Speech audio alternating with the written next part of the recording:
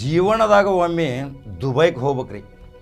ಏನೋ ಆಸ್ತಿ ಮಾಡ್ತೀವಿ, ರೊಕ್ಕ ಗಳಿಸ್ತೀವಿ, ದುನಿಯಾದ ಮಾಡ್ತೀವಿ, ಎಲ್ಲೆಲ್ಲೋ ಪ್ರೇಕ್ಷಣೀಯ ಸ್ಥಳ ನೋಡಿ ಹೋಗೋಗಿ ದುಂದು ವೆಚ್ಚ ಮಾಡ್ತೀವಿ. ಆದರೆ ಜೀವನದಾಗ ದುಬೈಗೆ ಒಮ್ಮೆ ಹೋಗಿ ಬಂದ ಈ ಪ್ರಸಿದ್ಧವಾದ ಒಂದು ಮ್ಯೂಸಿಯಮನ್ನು ನೋಡ್ಬೇಕು.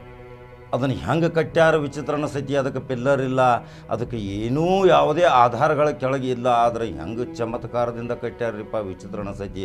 ಆ ದೃಶ್ಯ ತೋರ್ಸಾಕತ್ತನ ನೋಡ್ರಿ, ನೋಡಿದ್ರನ ಬೆಚ್ಚಿ ಬೀಳು ಹಂಗೆ ಕಾಣಾಕತ್ತೈತಿ, ಎಷ್ಟು ಗಾಬರಿನೂ ಆಕೈತಿ. ಅದನ್ನು ಹೆಂಗೆ ಕಟ್ಟ್ಯಾರ, ಆ ಮ್ಯೂಸಿಯಮ್ದಾಗ ಏನೇನು ಇಟ್ಟಾರ, ಆ ಮ್ಯೂಸಿಯಮ್ದಿಂದ ಹೊರಗಡೆ ಅದಕ್ಕೆ ಏನು ಅಲಂಕಾರಿಕ ಕೆಲವು ಖುರಾನದ ವ್ಯಾಖ್ಯಾನಗಳ ಸಹಿತ ಅದ್ರ ಮೇಲೆ ಬರ್ದಾರ. ಅಂದ್ರೆ ಏನು ಶಕ್ತಿವಂತ ಆಗಿ ನಿಂತೈತೋ ಆ ಬಿಲ್ಡಿಂಗ ನೋಡ್ರಿ. ಇವತ್ತು ತಂತ್ರಜ್ಞಾನ ಹೆಂಗೆ ಮುಂದುವರೆದೈತಿ. ಆದರೆ ಮೊದಲಿನ ಕಾಲದವರು ಎಂತಿಂಥ ಶಿಲೆಗಳು, ಎಂತಿಂಥ ಕೆತ್ತನೆ ಕೆಲಸಗಳು, ಎಂತೆಂಥ ಕುಸುರಿ ಕೆಲಸಗಳನ್ನು ಮಾಡ್ತಿದ್ರು. ಆದರೆ ಅವರಿಗೂ ಸವಾಲಾಗುವಂಥ ಇದೊಂದು ಬೃಹತಾಕಾರದ ಒಂದು ಮ್ಯೂಸಿಯಂ ಮಾಡ್ಯಾರ್ರಿಪ್ಪ. ಆ ಮ್ಯೂಸಿಯಂ ನೋಡೋಕೆ ಹೋದ್ರೆ ವಿಚಿತ್ರ ಅನಿಸ್ತೈತಿ. ಇನ್ನು ಸ್ವಲ್ಪ ದಿವಸನ್ಯಾಗ ಆ ಮ್ಯೂಸಿಯಮ್ದಾಗ ಪ್ರವೇಶ ಮಾಡೋ ಸಲುವಾಗಿ ನಾವು ಪ್ರಯತ್ನ ಪಡಾಕತ್ತೀವಿ. ಅಲ್ಲಿಂದನೇ ನಮಗೆ ಆಮಂತ್ರಣ ಬರಾಕತ್ತೈತ್ರಿ. ಇನ್ನು ಹೋಗೋ ಲೆಕ್ಕದಾಗ ಅದೇವಿ. ಆ ಹೋಗೋಕ್ಕಿಂತ ಮುಂಚಿತನ ನಾನು ನಿಮಗೆ ಆ ಬಿಲ್ಡಿಂಗ್ ತೋರ್ಸಾಕತ್ತಾನೆ, ಮ್ಯೂಸಿಯಮ್ಮ ಹೆಂಗೈತೆ ಅನ್ನೋದು ನೋಡ್ರಿ.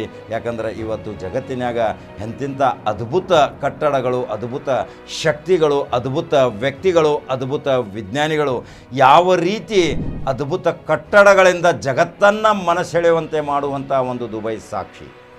ದುಬೈ ಯಾವಾಗಲೂ ಪ್ರವಾಸೋದ್ಯಮ ರೀ. ಪ್ರವಾಸೋದ್ಯಮದಿಂದ ಕೋಟ್ಯಾಂತರ ಸಾವಿರಾರು ಕೋಟಿ ರೂಪಾಯಿ ಅಲ್ಲಿ ಉತ್ಪನ್ನ ಐತಿ. ಅಲ್ಲಿ ತೈಲ ರಾಷ್ಟ್ರದ ಜನ ಕೋಟಿ ಕೋಟಿ ಹಣ ಅಂತ ನಾ ಹೇಳಿದ್ನಿ. ಈಗ ಅಲ್ಲಿ ಪ್ರವಾಸೋದ್ಯಮದಿಂದಲೂ ಕೋಟಿ ಕೋಟಿ ಹಣ ಅವರು ಬಚ್ಕೋತಾರ. ಅಲ್ಲಿ ಉತ್ಪನ್ನ ಇರೋದನ ಐಷಾರಾಮಿ ಹೋಟೆಲ್ಗಳು, ಎಂತೆಂಥ ಮಾಲ್ಗಳು, ಆ ಖಲೀಫಾ, ಬುರ್ಜು, ಹಯಾತ್, ಎಂತೆಂಥ ಹೋಟೆಲ್ಗಳು ಅದಾವ್ರಿ. ಆ ಹೋಟೆಲ್ಗಳಲ್ಲಿ ಹೋಗುವಾಗ ಅದಕ್ಕಿಂತ ಮುಂಚಿತ ಈ ಮ್ಯೂಸಿಯಮ್ಗೆ ಮಾತ್ರ ದುಬೈಗೆ ಹೋಗೋರು ಯಾರು ತಪ್ಪಿಸ್ಕೊಳಕ್ಕೆ ಹೋಗ್ಬೇಡ್ರಿ. ಇಂಥ ಜಗತ್ತಿನಾಗ ವಿಸ್ಮಯ ಘಟನೆಗಳು ಸಹಿತ ನೋಡಬೇಕು.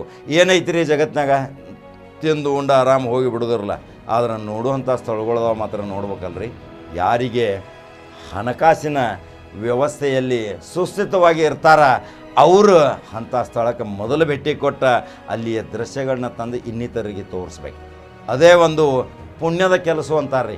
ಯಾಕಂದ್ರೆ ನಾವು ಮತ್ತೊಬ್ಬರನ್ನು ಕರ್ಕೊಂಡು ಹೋಗ್ಬೇಕಾದ್ರೆ ದುಬಾರಿ ಇರಲ್ಲ.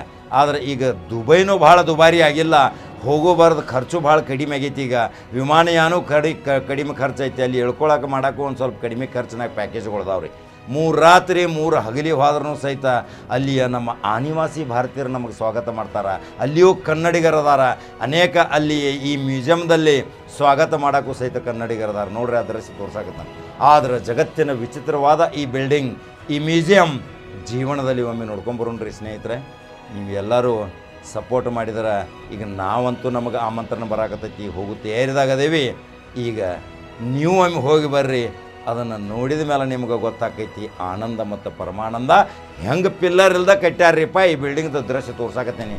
ಹಂಗಾದ್ರೆ ನಂಬರ್ 1 ಚಾನಲ್ ಫಾಲೋ ಮಾಡ್ತೀರಿ. ಇಂಥ ವಿಸ್ಮಯ ಘಟನೆ ಸಲುವಾಗಿ ನಂಬರ್ 1 ಚಾನಲ್ ಸಬ್ಸ್ಕ್ರೈಬ್ ಮಾಡ್ತೀರಿ. ಮತ್ತು ಬೇರೆ ಸುದ್ದಿ ಹಂಗೆ ಬರ್ತೀನಿ. ನಮಸ್ಕಾರ.